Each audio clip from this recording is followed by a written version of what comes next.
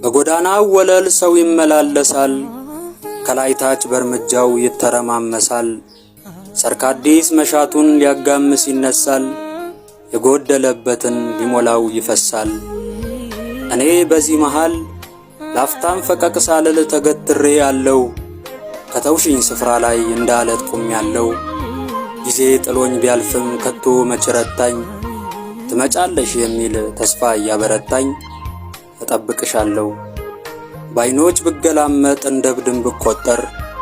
የኔ ጤነኝነት በሰው ቢጠረጠር የሄድሽበትን ወቅት ሳላስብ ሳልቆጥር እጠብቅሻለሁ በቀናት ርዝመት ፍቅሬን ሳላሳጥር እጠብቅሻለሁ ቀዳማዊ እንደሰው